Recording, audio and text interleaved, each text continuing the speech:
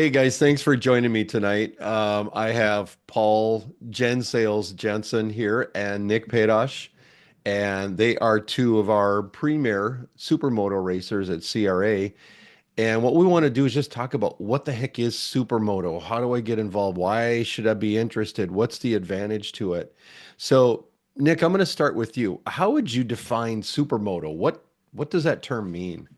Yeah, so there's kind of a pretty universally accepted term for supermoto, and that would kind of be around, you think a dirt bike, that with traditional big, 21s, 18s in the back being a dirt bike. But supermoto is you take those big, knobby dirt tires and wheels and you swap them out for like 17s or 16 and a half. And then you put slick tires on it. And there you go. You have a supermoto. So it's kind of something that grew or first came popular about 20 years ago when motocross was really popular and AMA road racing was kind of in the golden days of the early 2000s. Think, Matt Mladen, Miguel Duhamel, the Bostrom brothers, the Haydens. And it became popular when you saw this kind of meshing of the motocross world and the road racing world come together to kind of put together this, for lack of a better term, sometimes a bit of a mutant of a motorcycle, but it turned to be really fun racing that, oftentimes has a mix of pavement and dirt, though, we can get into that maybe a little bit more later. But that's kind of why I think of a supermoto. Break it down super simple, dirt bike with slick tires on it. Paul, anything I'm missing there? Well, being the old guy here, I'll add some history to it. Any of you want to go look up some really cool shit on YouTube, look up the Superbikers back from Wild World of Sports. That was kind of where Mm. I remember seeing this kind of crazy mashup first. And that was back in a heyday of road racing as well. But Nick's absolutely correct in where it really gained some attention, and we had crossover. The Boston brothers trained on them, all those things. But the Superbikers, they supermotos didn't exist then, so they just turned whatever they had into it. We're talking about 500cc two strokes. We're talking about XR 750 flat trackers, and they'd put weird stuff on it and make them do things they absolutely didn't want to do. And it was fascinating. That's what hooked me. And also, I got a whole hooligan background growing up on dirt bikes. I used to love to ride them on the street. The cops didn't like it, but whatever. I don't think I ever got caught. The cops were at my house a couple of Yet. times when I got home, but it is huge, stupid fun. You can do things on a supermoto, on a road race course that you can't really get away with on a more pure race bike. And for Mhm. me, that's what drew me to it. And, why did I get into it? Why did I love it? It's like, well, I have all that history. I love doing it. Mhm. There's contingency money this year because it is the Gen Sales Tractor Manuals and Parts Supermoto Cup Series. That's new, breaking news. Now I can do my eyebrow waxing. And, but I had come off a bad crash in 20 where I punctured and collapsed a lung, got to have a chest tube and level 5 separation in my shoulder and blah, blah, blah. And then I saw the Husqvarna FS 450 and I was like, oh, yeah, there we go. Way lighter, a little slower, get my feet back into it. And it was so much fun. I was the only one out there in 21 that I remember doing Mhm. it. And everybody watched me just, my favorite thing in 21 was coming in and, having a really good race with somebody on a good R3 or something and take my helmet off. And they were like, who is this gray haired, sweaty, red faced old dude? And how was it he was stuffing it to the inside of me? And everybody else saw that and they just started building. And, we had more and more and more. And it was huge fun, huge, huge fun. But dirt bikes with slicks, that's the fundamental right there. All right.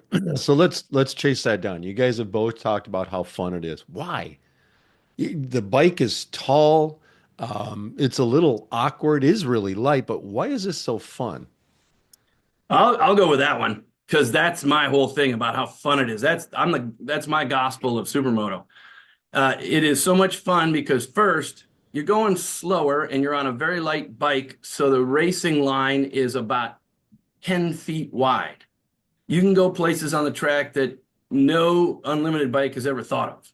Mhm. And you can bang bars and you can get close and you can do things that you get away with that you can't on a lightweight GP or on a middleweight bike. And that's not a gig on those. Those bikes are incredible. They're precise. They're very rewarding to ride. I've ridden them all. But at this point, I'm 58 and I have no business out on the racetrack, but I have stupid big fun without risking my life and a very long recovery, doing those kinds of things. It's just big, big fun. And the fun factor that's out there for others, and one of the reasons why I'm really excited about supporting the class and throwing contingency money out there and big checks and everything else, is that fun is not just for old guys. That fun could be for a brand new racer. Why is it a big deal for them? Because it's cheap, Mhm. because it's easier, because the tire bill isn't crushing, because you learn so much about riding style, racecraft, setup, everything else, and the bikes are super reliable relatively, Mhm. but they run really well. And there are some awesome turnkey supermotos available now from KTM and Husqvarna. Or you can build your 450 dirt bike into a supermoto with a little elbow grease and a few bucks. But it's not, the hurdle, the bar is lower to come out and race. Mm. And that part of it, all those things, right? So it applies to everybody, young and old.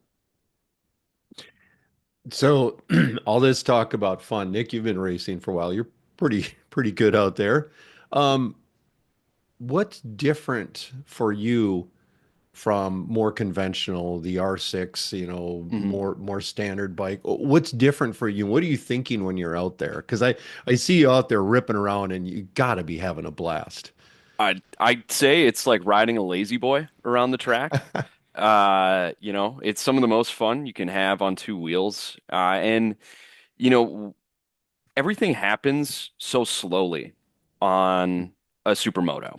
You kind of, I don't want to say flow state, but think of riding an R6 or I used to race a 675R that things happen really fast. Like, you're catching, you're doing well into triple digits all the time on that bike. As for this on the supermoto, you have time to really think about your fundamentals as a rider, whether that be on the brakes, the gas, your body positioning, which is, a whole nother story for supermoto. Trying to get in find the perfect tuck, the perfect way to find a draft behind a guy. It's a great way to, really have the time to be able to think about those little things that start to add up and, help you find a tenth here, a tenth there, and chip away at your lap times. It's pretty funny, how fast a proper supermoto can really be, once you really take and find all those little bits of time there. And for me, kind of to go back on the fun a little bit with Paul it's bar to bar close racing.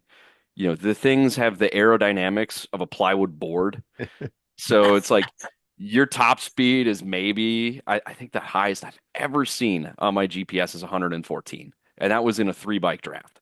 So you're looking at a top speed of about 108, 110. And, that draft and the horrible aero, you don't necessarily have to be the fastest guy out there to stay competitive. It's kind of like running, if you ever watched the Daytona 200, how the draft becomes so important there that Yeah. it makes the racing really close, even over the course of a full race, and makes it, um, you know, smiles per gallon, right? I don't think I've ever had a supermoto race. I've come back in angry, even if I don't win or, Paul cuts me off somewhere or something. I've Uh, never and done that.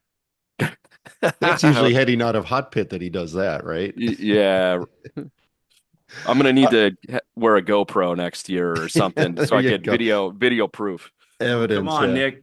Hey, fair is fair, man. I remember many a time going into three where I'm like, oh, seriously? Okay, here we go. Because Nick comes in and chops my nose off, and I'm like, challenge accepted. Hey, But well, that's fun. mm, Yeah. It is So, huge fun. so you guys keep talking about the fun. So people watching this podcast are going, okay, this does sound like a lot of fun. How do you get started? What do you need to do? What's your best option? I think I could, I'll go there sure. because the best option is if you've got the resources, buy a proper supermoto bike because that gets you way ahead. But guess what? You don't have to. Mhm. You can take the bike you've been motocrossing for a couple of years, and there's, I don't know, about 100 vendors out there that'll get you the parts you need to make it as good as an FS or an SMR. And you how do you get started? That's how you get started. You get out there and you get on the track. Start at DCTC or start at a track day. Get a couple of laps under you and then go race it. It's that simple. You don't have to. I loved building race bikes. I mean, I built a meth bike for God's sake. It's methanol powered, not drugs. Um, and it's fun to really build a nice race bike, but that's body work. That's a lot of really extensive engine work, sometimes suspension, everything else. An FZ07 is stock, not a good race bike. It takes a lot of work. But you can get on a supermoto and have a good platform to start from without as much effort and certainly without as much money. And so there's your get started, and then get seat time on a supermoto. Get seat time, and you can do that cheap because it doesn't burn up tires. I only used 2 front tires last year, and that's not because I'm cheap. That's because I kept looking at it and I kept wanting to get new tires because I'm kind of a tire princess. But I'm like, there's a lot left in them. You know, like I couldn't justify it, and I'd ask people, and they're like, nah, that thing's perfect. So hey, how about that? I mean, I'd go through probably 2 fronts and about 4 or 5 rears on my FZ07R, the meth bike, when I was running that thing hard per weekend. So that you get started with the bike, you get started with seat time. So Nick, if I ask Paul this one, we'd be here all night. So I want to run this one by you. How do you keep this big thumper engine going? Is this hard on these bikes? Do they last? Yes, and for the most part, I'd say yes. I'm a guy who is, at least for my engines, I am a pound of, or what is it? An ounce of prevention is worth a pound of cure. Mm. So I'm pretty preemptive. I rebuild my top ends, so a new piston and rings every season, just because the engine's spending a lot of time up high in the RPM range, and that's pretty brutal on these machines. Um, but as a contrary to that, I've seen people put over 100 hours on a top end on one of these Oh wow. and have no problems. Now, that is, I'd say, the latest generation of 450s. Think like 2017, 2018 and on have really gotten a lot more reliable. I think the older ones were maybe a little bit more notorious for being unreliable. But in my experience, my bike has been phenomenally, uh, amazingly reliable with just putting in a $300 piston kit um, over the winter. And kind of to add on where Paul was talking about earlier, I mean, I think it's, yeah, he hit on, buying the FS 450 or the KTM SMR is, the premium way to get into it. But really, like, the barrier to entry is, go look at Facebook Marketplace and go look at basically any fuel injected 450 motocross bike is going to be competitive with a little bit of work. So, all those fuel injected motors make good power and good torque, and really a set of 17-inch wheels and, maybe a brake. You don't necessarily need to improve the brakes to start, but, once you get going a little faster, a little brake improvement, and you can have yourself a weapon of a bike for pretty cheap. Yeah, and that's the fun part of racing when you can enter it relatively cheaply and $300 maintenance kit per season doesn't sound too bad. Okay, Paul, you've All been right, waiting. I just want to Oh, go ahead. emphasize one point that Nick made, Mhm. emphasize it because it's so true.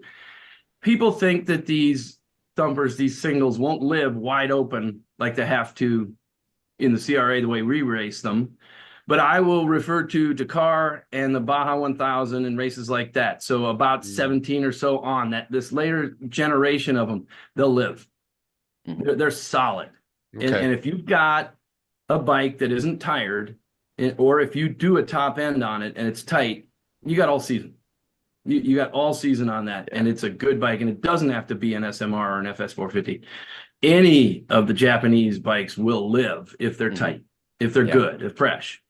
Can I add one thing to that? And Please. that would be stay on top of your oil changes. Oh yeah, yeah, That is the yeah. one thing, these bikes only hold about a liter of oil. So, you know, it's really important to just change the oil every race weekend. If you're doing DCTC, a smaller course, you maybe don't need to, but it's cheap insurance.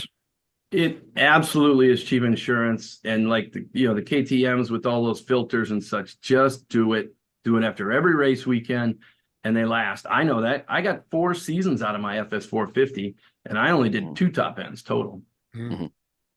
Well, Because they were tight. I checked compression, all the rest of it. They didn't burn oil or anything. I'm like, okay, but I couldn't stand it after a couple of seasons. I had to. Yeah, but 100% reinforce what Nick said. If you're on top of the maintenance, just like the manual says, you don't have to worry about the motor. so I want to cover this one quick because just from my racing experience, not doing supermoto, but the more you work on your bike, the more familiar you get with it, and it feels like it's more part of you. Agreed? Oh yeah, Mm. Yeah. So Nick, your top end changes, you probably know that bike a lot better, how it responds, how it acts, and that translates on the racetrack.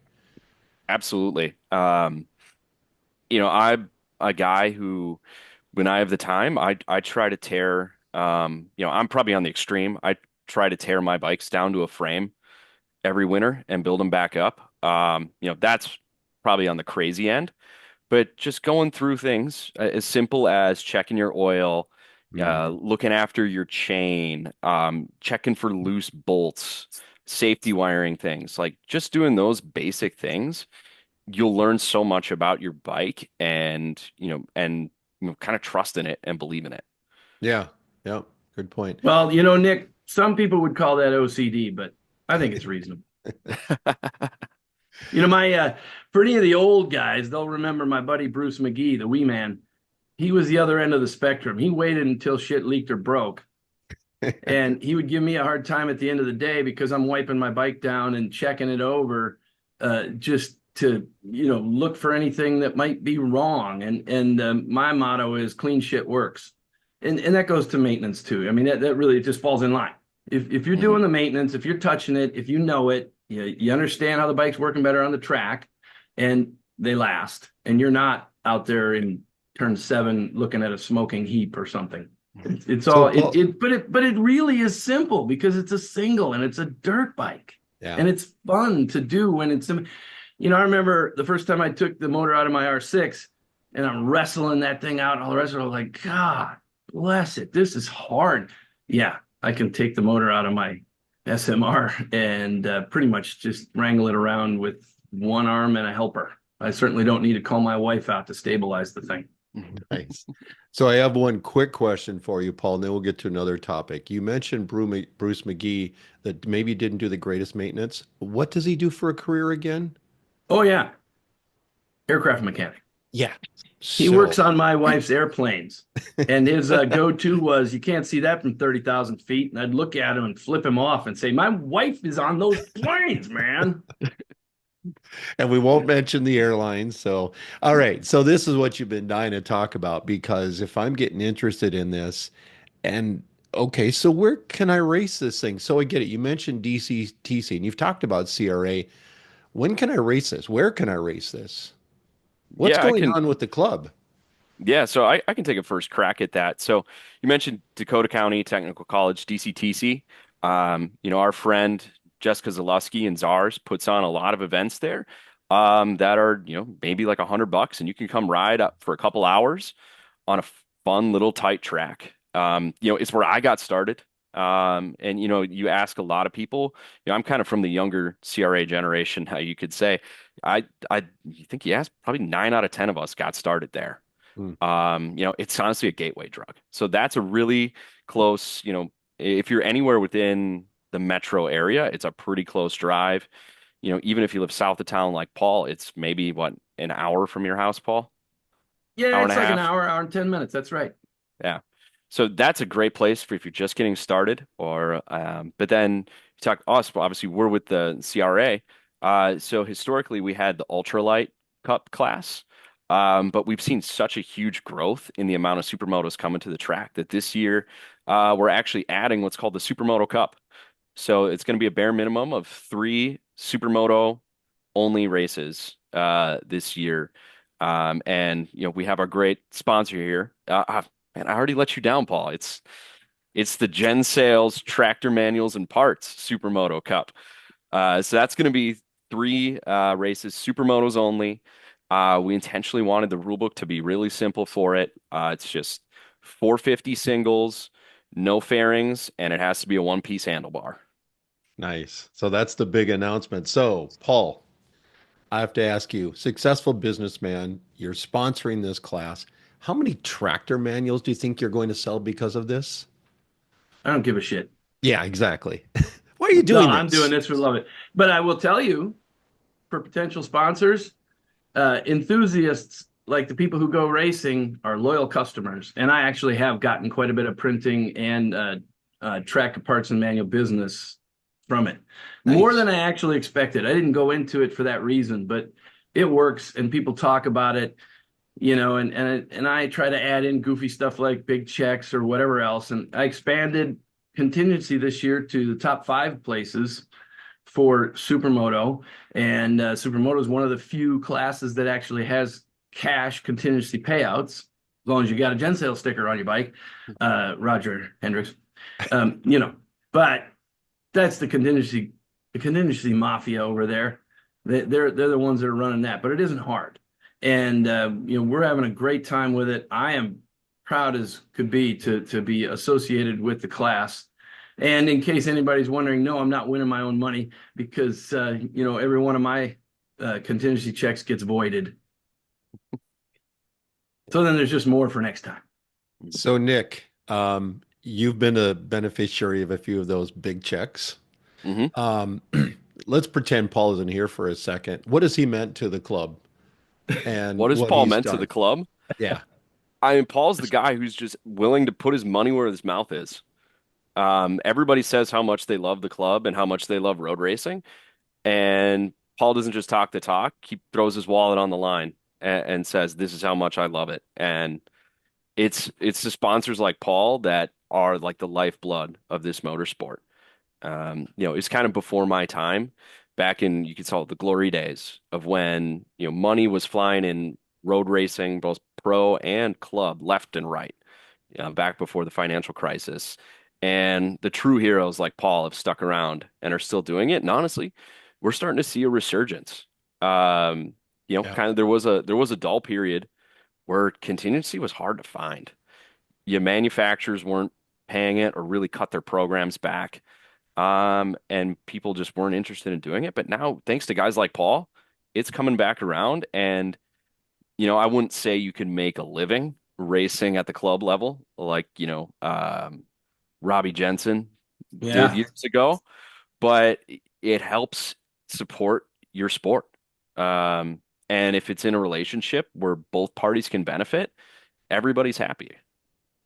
I'll, Yeah. I'll tell you, I lived some of those good days. I had a Suzuki credit card. I had a Bib Bucks card from Michelin, and I was mediocre at best. And I still paid some tire bills and had some money and got invited to the Suzuki Cup and all that stuff. And man, that just went away. There was a dry few years, and it is coming back. KTM was paying out pretty nicely last year. We'll see if they're still in business when the season rolls around, but Yeah. That's there's another money coming topic. back, and Yeah. people love it, and I'm if I can, walk the walk and talk the talk for as an example, that's great. Mhm. So, to wrap this up, guys, I'm hoping there are people watching this that are going, this sounds interesting. I wonder who can I talk to? Who can I talk to? What are some ideas?